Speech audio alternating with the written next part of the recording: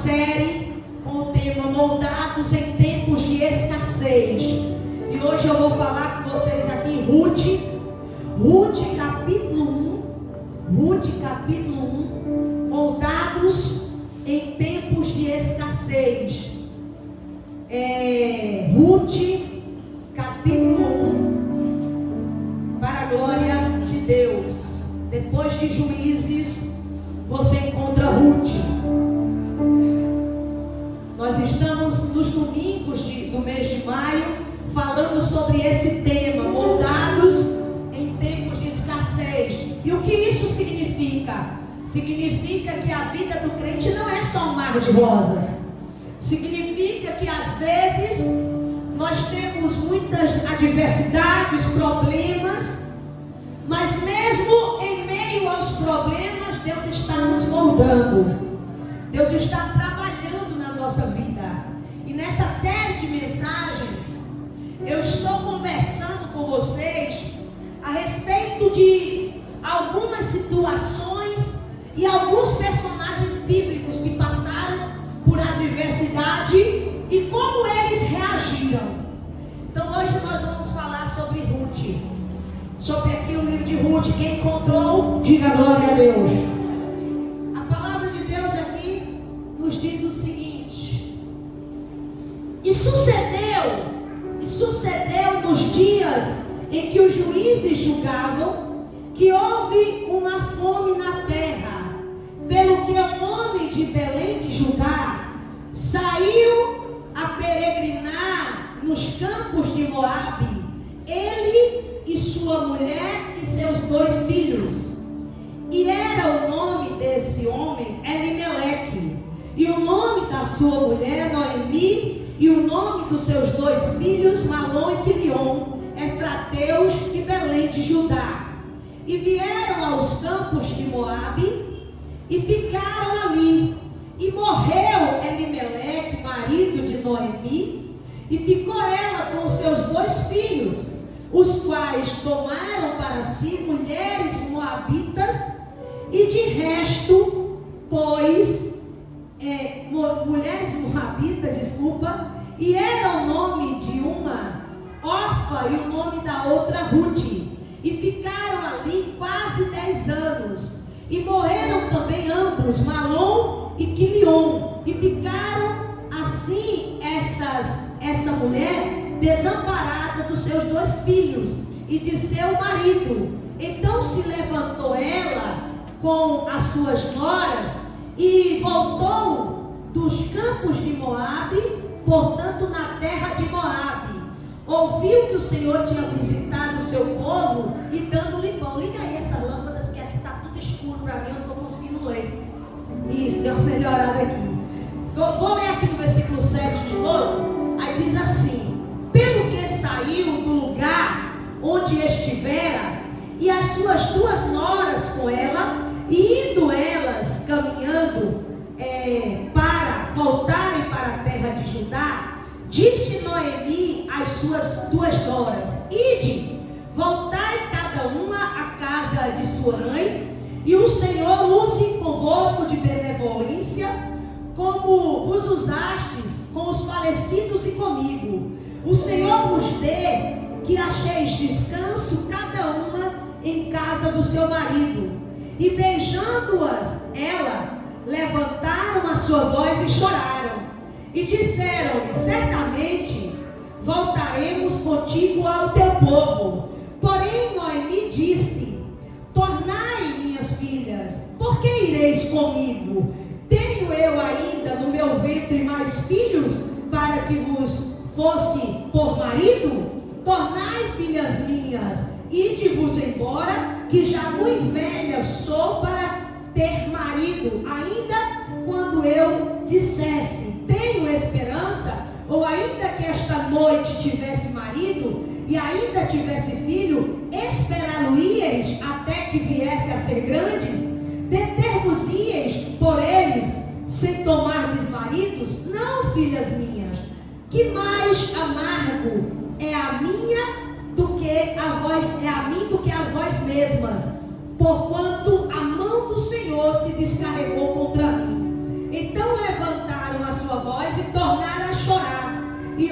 apedrejou a sua sogra, porém Ruth se apegou a ela, pelo que disse: eis que voltou tua cunhada ao teu povo e aos seus deuses. Volta tu também após a tua cunhada. Disse, porém, Ruth: não me inste para que te deixe e me afaste de ti, porque aonde quer que tu fores, irei eu, e onde quer que pousares à noite, ali pousarei eu. O teu povo é o meu povo e o teu Deus é o meu Deus. Só até aí, em nome de Jesus. Pode celebrar ao Senhor bem forte, bem forte.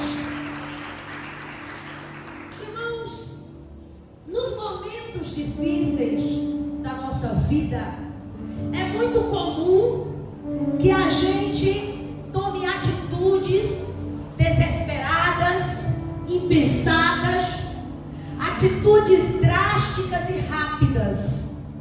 Mas quando a gente olha para a palavra de Deus, por pior que seja a situação que nós estamos vivendo, a palavra sempre nos dá um norte, sempre nos dá uma direção. Ela nos mostra exatamente o que devemos fazer. Às vezes a palavra nos mostra o que devemos fazer, dando exemplo de alguém que fez daquela maneira. Mas às vezes a palavra ela nos mostra o que não fazer, trazendo à tona alguém que agiu daquela forma e que fracassou, e que pereceu, e que desagradou a Deus de alguma forma. Então aqui nesse texto, nós estamos falando de uma família inteira. A família de um homem chamado Elimeleque. E o texto começa nos chamando a atenção de algo. Veja o que diz aqui no versículo 1. E sucedeu que nos dias em que os juízes julgavam a terra, houve fome naquela terra. Quer dizer, não tinha rei. Não tinha rei, estava à mercê dos juízes. Os juízes estavam julgando a terra, não estava jogado no completo caos, mas o ideal era que tivesse um rei, não tinha. Isso quer dizer que ali as pessoas estavam em uma insegurança espiritual muito grande, que as pessoas de certa maneira estavam sem norte, estavam sem direção. Então aqui diz que nessa época que não havia rei, houve uma grande fome na terra. E um homem que estava vendo a sua família passar fome, que estava vendo a sua família passar necessidade. Olha o que foi que esse homem fez. Elimeleque, ele pega a sua família, ele pega Noemi, sua esposa, ele pega os seus 2 filhos, Malom e Quilion, e ele sai de Belém, de Judá, e vai para uma terra distante chamada Moabe. E a primeira reflexão que eu quero fazer com vocês hoje é que, olhando de maneira superficial, parece que ele acertou.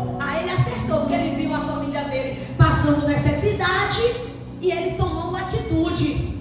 Ele viu a família dele passando necessidade e ele fez o que estava ao alcance dele. E ele fez o que era preciso para ver a família melhor. Olhando de maneira superficial, a gente acha que ele acertou. Mas tem alguns detalhes no texto que é necessário a gente ter um cuidado, uma reflexão. E a primeira coisa que eu trago é cuidado com decisões em tempo de crise.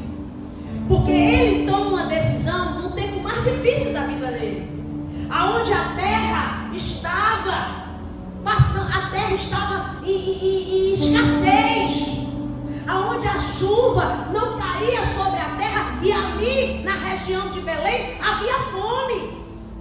Então nessa hora de desespero, nessa hora de crise, é uma hora fácil de você errar, é uma hora fácil de você sair da direção, sair do caminho, por causa do desespero, por causa da situação que você está vivendo. Então tome cuidado na decisão que você toma quando a situação está complicada.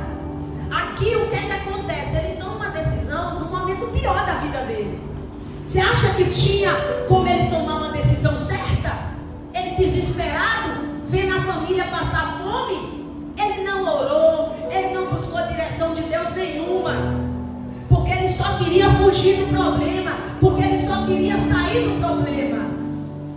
Mas nós temos que ter paciência, que por mais que seja terrível a situação, nós temos que antes orar, pedir a Deus: Senhor, me guia, me dirige, porque tem decisões que podem repercutir na vida da sua família, que pode repercutir de maneira negativa para muita gente, não só para você.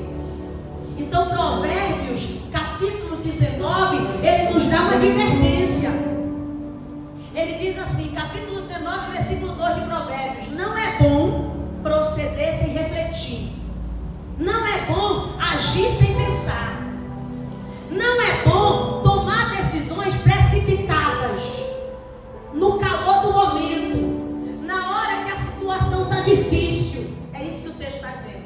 Não é bom proceder sem refletir. E peca aquele que se precipita. Porque você, hoje, que serve a Deus, e eu, nós não somos donos do nosso próprio destino, como é pregado aí fora. Nós não somos donos da nossa própria vida. Nós somos servos de um Deus que guia os nossos caminhos todos os dias. E se nós somos servos dele, nada melhor para a gente fazer diante de qualquer decisão é colocar nosso joelho no chão e falar com ele. Ah, eu vou mudar de emprego, fale com ele. Ah, eu vou mudar de curso na faculdade porque eu não estou gostando desse, não estou achando esse legal. Pode parecer uma decisão simples, mas fale com ele. Consulte a ele. Ah, eu vou sair desse relacionamento. Converse com ele. Porque tem decisões que você está tomando aleatoriamente, aquilo que vem na sua própria cabeça. Mas não é assim que deve ser feito. Elimeleque pega, não orou, não pediu direção de Deus nenhuma. Aí pega a família toda. Mas lá estava na luta, lá estava faltando pão. Aí ele vai para a cidade de Moabe, uma cidade pagã, que o povo não temia a Deus. Aí você pode dizer: pastora, mas no final Ruth casou com aquele filho, e Ruth foi uma que foi inserida na genealogia de Cristo. Porque mesmo nas tragédias humanas, Deus ainda é capaz de transformar em algo positivo. Mas não quer dizer que ele acertou na decisão dele. Mas não quer dizer que ele acertou em pegar a família toda e ir para Moabe sem antes orar e buscar uma direção certa de Deus. E quando a gente não ora, não busca uma direção certa de Deus, o que é que acontece? Vamos ver o que aconteceu. Aqui, versículo 3. E morreu Elimeleque, marido de Noemi, e ficou ela com seus 2 filhos, os quais tomaram para si mulheres moabitas.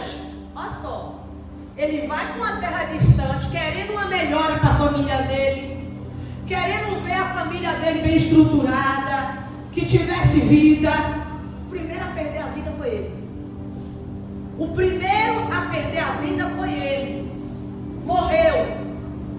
Não sei o que aconteceu, a Bíblia não fala se ali ele adoeceu, se foi por questões naturais, mas ele é fato que morreu.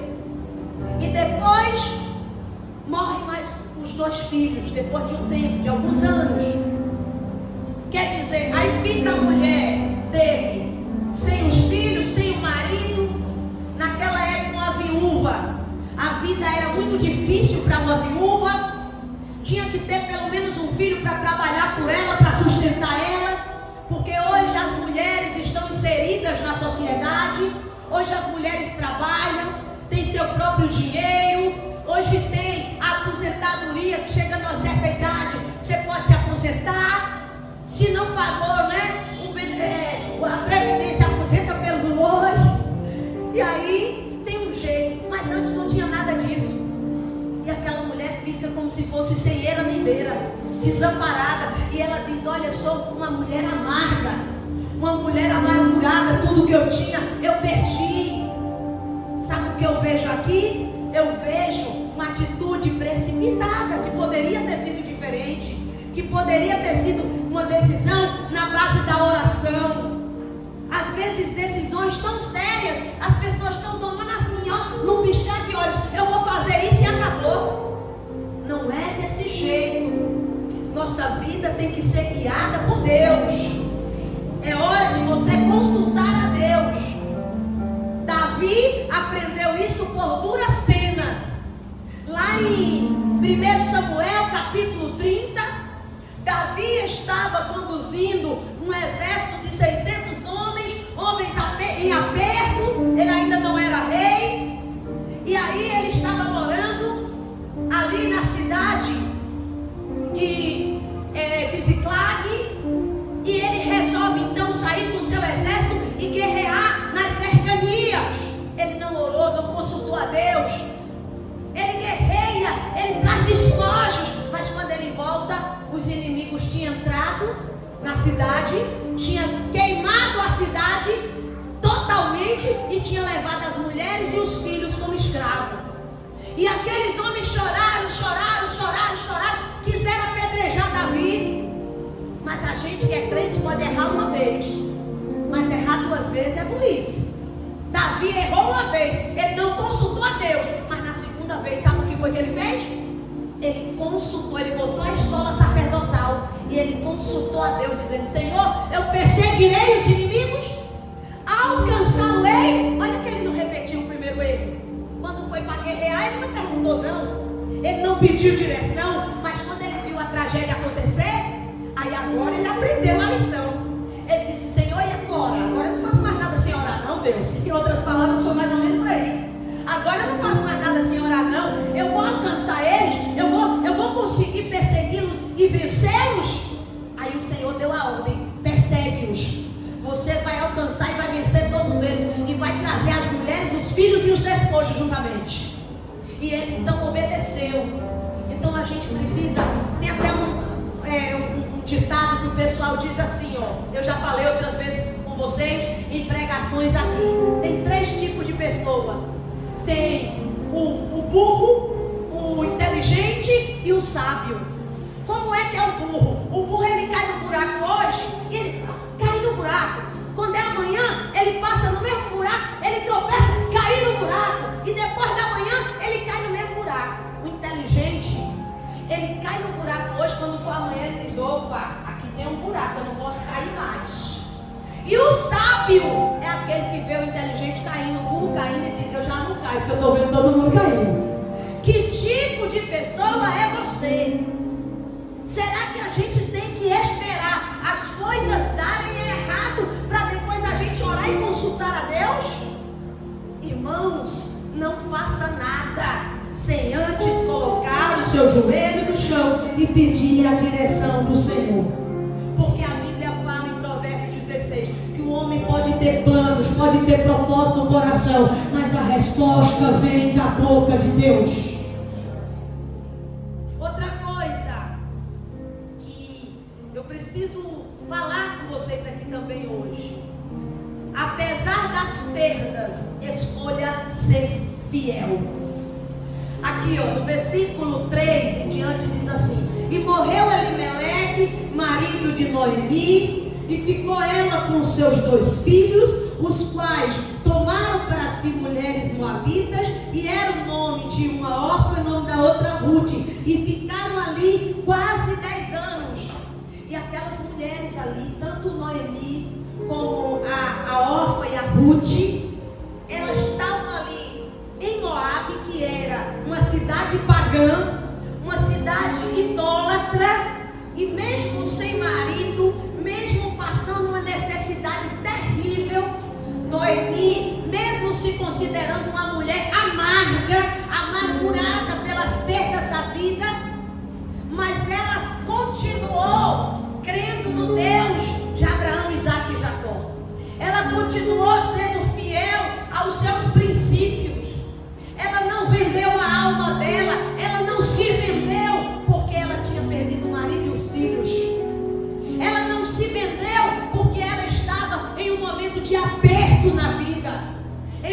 momento de perdas absolutas. Irmãos, vai ter momentos da nossa vida que vai acontecer, ou pode, como aconteceu com Noemi, vai ter perdas. Todo mundo, em certa medida, eu não estou dizendo que vai ser igual o que aconteceu com Noemi. Em certa medida, a gente tem perdas. Alguns perderam o emprego, outros perderam o relacionamento de anos que tinha, outros perderam a estabilidade econômica que possuía. Em certa medida, cada um de nós, em alguns momentos da vida, acaba perdendo algumas coisas. Amizades que antes você tinha e hoje você não tem mais. Mas o que quer que tenha sido que você perdeu, isso não muda a sua essência em Deus.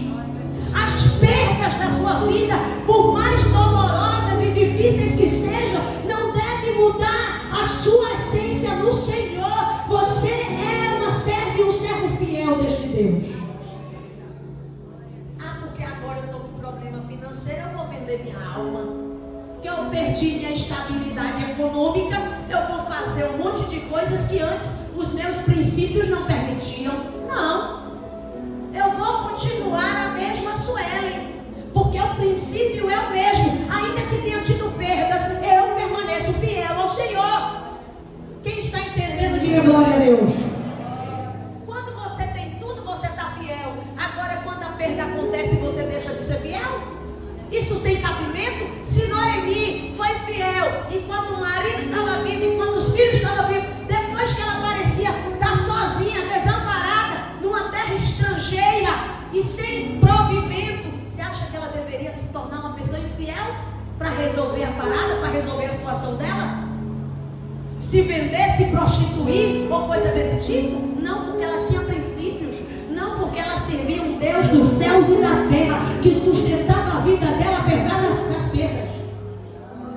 Então, irmãos, o que acontecer na minha vida, as perdas que vierem não mudam a minha essência, não muda o meu caráter que foi construído e moldado na presença de Deus e que até nas perdas está sendo mais lapidado ainda por Ele. Você não pode deixar de ser a serva fiel que você é porque você está passando por um momento difícil. Você não pode deixar sua fé fraquejar porque você perdeu alguém. Você não pode desanimar no caminho porque algo saiu dos trilhos para você. Permaneça fiel apesar das perdas. Ela permaneceu, e não só ela. Não só ela. Sabe quem eu vejo que também permaneceu fiel? Ruth. Ruth se mostra melhor do que a encomenda. Se mostra melhor do que a encomenda. Por quê? Porque Ruth era moabita. Ela é inserida de uma forma fenomenal na história do povo de Deus. Ela era de um povo pagão. E aí, de uma maneira soberana, que Deus usa aquela situação, até aquela tragédia, aquela reação de Abimeleque sem direção dele, mas mesmo assim Deus usa para que faça acontecer algo extraordinário. E aí, Ruth é inserida na história do povo de Deus, na genealogia de Jesus. Ruth casa com um dos filhos de Noemi, e aí Noemi diz: olha, Ruth, pode ir embora, vai embora, porque eu não tenho mais filho. Mesmo que eu arranjasse um marido hoje e engravidasse, você não poderia esperar esse filho crescer para casar com ele. Eu não tenho nada para te dar, eu não tenho nada para oferecer a você, eu não tenho mais condições de gerar filho nenhum. Siga seu caminho, falou para as duas. A Orfa no início chorou, mas depois resolveu ir. E Ruth, ela faz uma declaração, que essa declaração mostra que Ruth não só foi inserida na família de Noemi, mas Ruth decidiu viver uma fé genuína como Noemi vivia. Ela diz assim: não insista para que eu te largue, não insista para que eu te deixe, ainda que você insista, eu não te deixarei. É uma mulher que teve a maior perda da sua vida. Ela perdeu o marido, mas ela permanece fiel. E ela diz: não insista, eu não vou te largar. E te digo mais, eu não sou só da sua família terrena, eu agora sou da sua família celestial também. Porque aonde você for, eu irei. O seu povo será o meu povo. E o seu Deus será o meu Deus.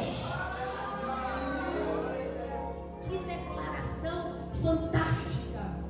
Que decisão de Ruth. De ser uma mulher fiel. Apesar de toda a dor que estava acontecendo com ela. Na vida dela. Irmãos, as situações não nos dão direito de fazer coisas que depois envergonham o nome de Cristo.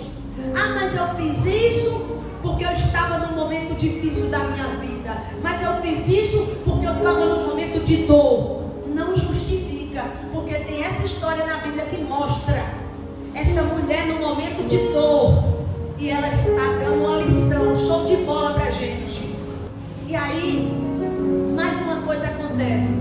Quando nós nos voltamos para Ele, nós vemos o cuidado dEle. O que é que acontece aqui? No versículo 22, eu nem li, mas vou ler agora com vocês. Olha o que acontece no versículo 22. Assim Noemi voltou, e com ela Ruth, a moabita, sua nora, que voltava dos campos de Moabe, e chegaram a Belém no princípio da cega das cevadas. Olha para cá.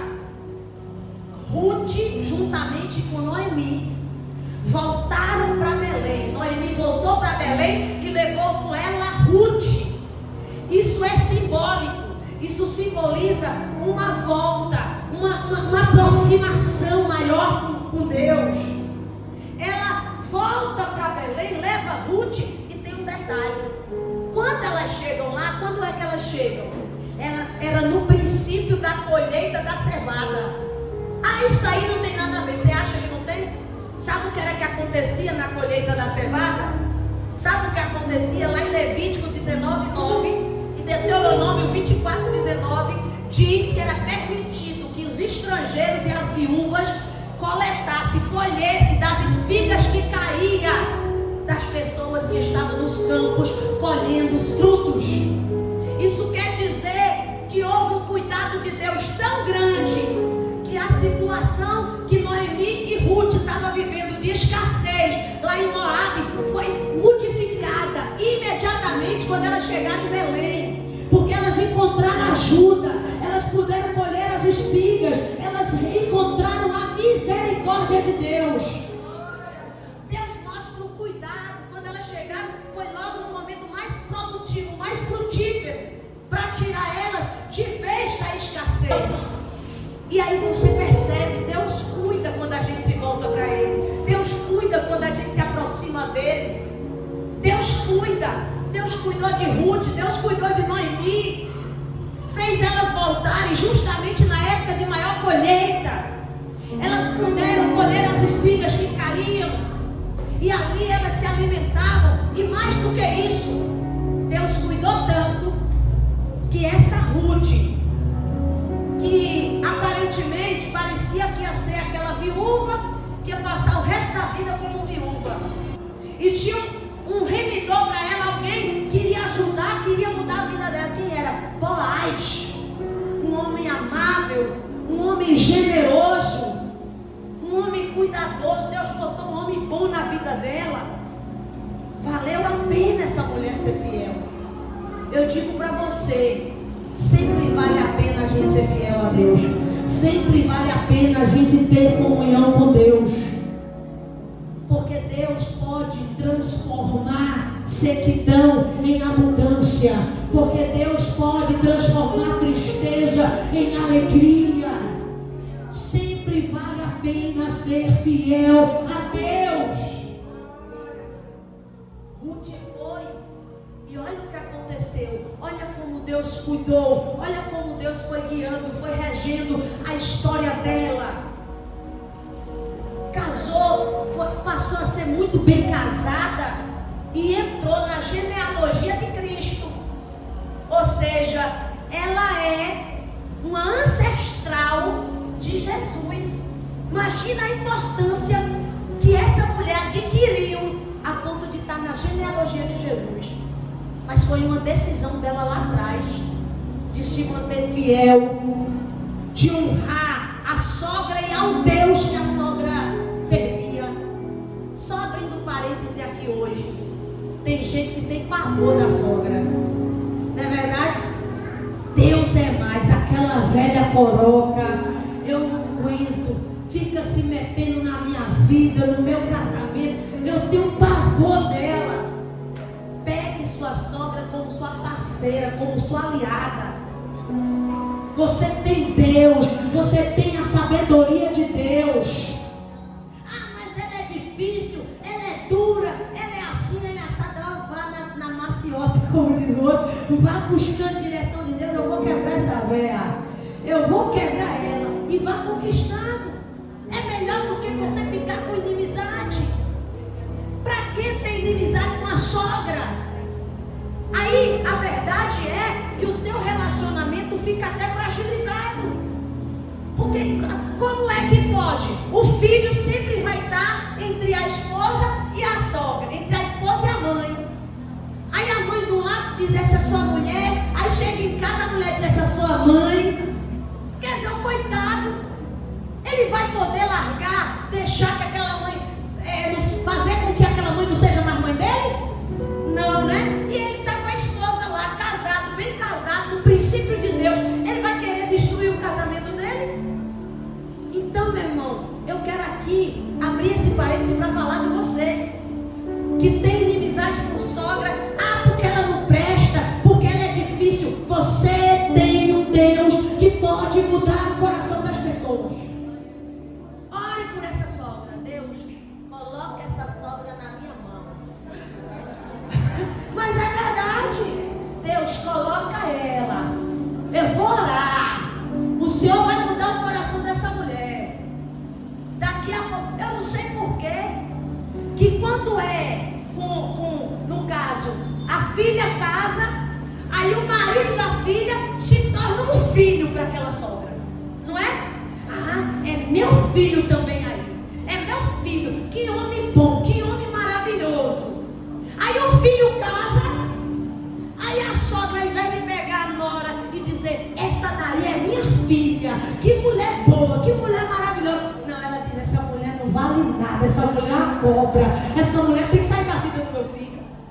Pelo amor de Deus, está tudo errado. Você vai orar. Hoje você vai sair. Você que tem inimizade com nora ou com sogra.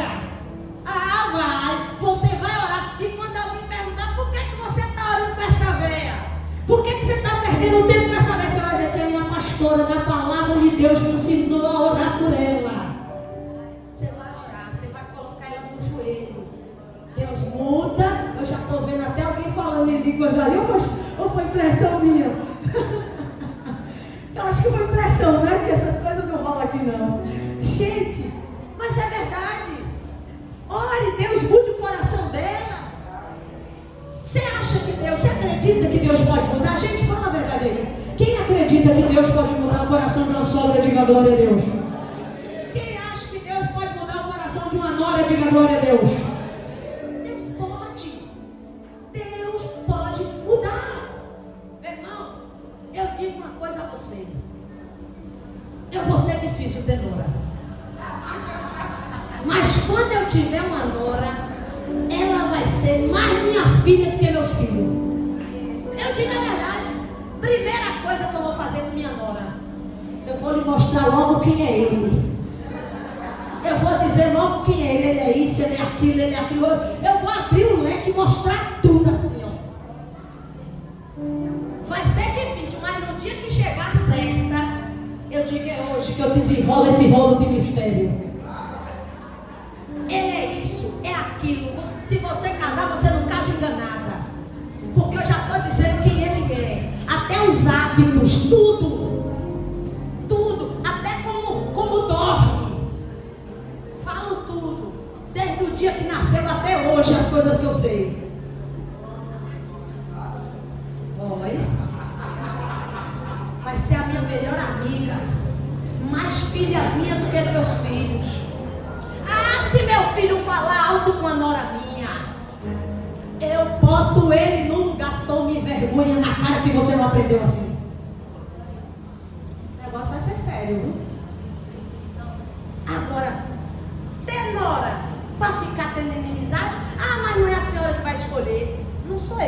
Eu não escolho não, mas eu oro. Eu não escolho não, mas eu oro. E a oração tem mais poder do que certas escolhas. É verdade ou não é verdade? Ah, mãe, eu quero ficar com fulano. Eu digo, se não é de Deus, Deus vai tirar agora. A oração, irmão, pode muito em seus efeitos. A Bíblia diz que a oração de um justo é poderosa e eficaz. De um, precisa de vários. Se de um justo já é poderoso, imagina de vários. Mas aí voltando aqui a questão de Ruth, para não perder o fio da meada. A menina era assim uma nora de mão cheia, que amava a sogra, que cuidava da sogra, que não largou o pé da sogra. A gente aprende. E ainda passou a servir o Deus que a sogra servia. Aprenda com a palavra de Deus. As decisões de Ruth, a maneira que ela agiu de benevolência com a sogra e fidelidade que ela demonstrou a Deus, fez ela ter um bom marido depois. A gente pensa que as coisas que a gente está fazendo é aleatória, mas você está fazendo coisas aqui e daqui a pouco você diz, olha o resultado do que eu plantei ontem. Olha o resultado. Você entende? Então, Ruth, eu vejo isso. Eu vejo o cuidado de Deus, a mão graciosa de Deus. E eu vejo um Deus que estava observando aquela mulher, que estava olhando a fidelidade daquela mulher, o cuidado dela em servir a Deus e honrar a sogra. É um assunto difícil de falar, né? Mas é verdade. Ela passou a andar com a sogra e ainda serviu o mesmo Deus que a sogra servia. Eu não vou largar mais o pé dessa velha. Ela vai para Belém, eu vou para Belém junto. Ela vai precisar de alguém que trabalhe por ela. Eu vou trabalhar, nem que seja lá no pior emprego, nas piores coisas, catando as espigas para poder ajudar ela. Olha que coisa, olha que lição interessante. Então, irmãos, Ruth foi uma mulher moldada em tempo da escassez. Deus molda pessoas.